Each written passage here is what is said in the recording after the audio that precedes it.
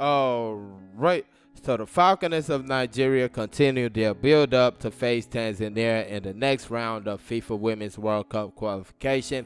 They've been in camp for about a month, if I'm not mistaken, and they've played a number of friendlies. But yesterday, they got a little bit of a bigger test against the Nigerian Women's Football League side.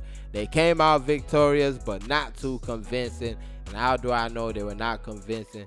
I really don't know. I just saw the scoreline and I figured they were not convincing. 1-0 the score against Naija Ratels. Naija Ratels not the biggest of Nigerian Women's Football League sides. They do have the Super Falcons captain Onome B, but she did not play that game. I don't think she's made a debut for Naija Ratels yet. And to add to that, the team just recently concluded a preseason tournament. So it wouldn't be far-fetched to say that this is not the best version of Naija Ratels that we're going to see this season.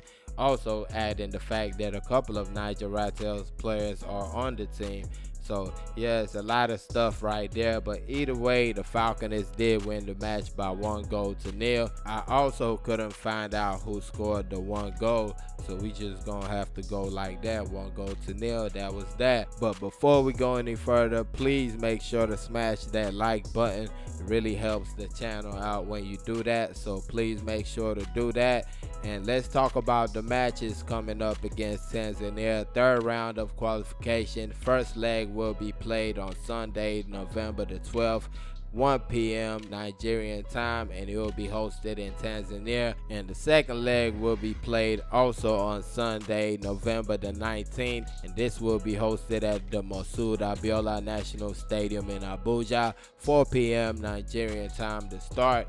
Now, as far as watching the games, I think the game in Tanzania is going to be shown live. I'm pretty sure about that because they always show their matches over there. With the Falconets game in Abuja, not too sure.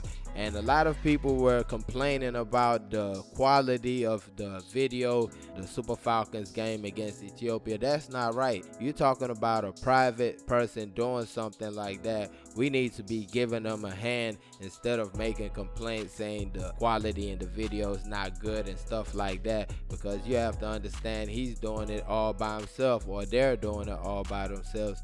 So that right there wasn't cool. I just thought about that talking about this though. But truth be told, I feel like us watching the second leg is really up in the air, because not too sure if the NFF is going to put any effort in this situation, and we don't know what the private person is going to be doing at that time. Might not have time to save us, basically, because that's what he did against Ethiopia in Abuja. He saved the day. But moving on, and last but not least, let's take a look at the players in camp. Goalkeepers, we're going to look at the two players from the under-17, Linda Jiwaku and Faye Omilana. Both of them players picked up the under-17 bronze medal last time out. Andeline Umbechi was the goalkeeper at the under-20 Wafu. She started all the matches in that competition.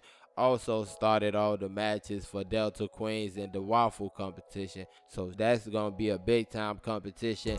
And you got the defenders, Jumoke Alani, just coming off a Super Falcons invite, did not get a second of playing time. But again, an invite is not a small thing. You got Tumininu Adeshina, Naija Ratels. She was also part of the under-17s.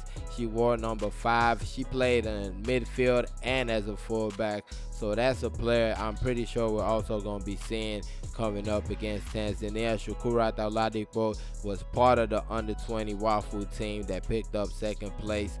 And you got Comfort for Lauren Shaw, got the cap against Ethiopia in Abuja, and that was crazy right there. Had a good performance. Highlights on the channel. You got midfielders Tawa Falabi, under 17 star, also the star of the under 20 Wafu team. Chinyere Kalu, another star of that under 20 Wafu team. Then you got Vera Samuel, just picked up the league title along with Esther Young and Chidera Okenwa. They picked up the league title with Delta Queens last season. And you move on to the forwards, you got Chiamaka Okuchukwu was part of the under-20, the under-20s with Esto Yenezide and Floyd Sebastian was part of that team right there. Chinaza Agor, one of the best players, actually voted the best player in the league last season. Also one of the top scorers in the league last season. Definitely helped Delta Queens pick up the league title.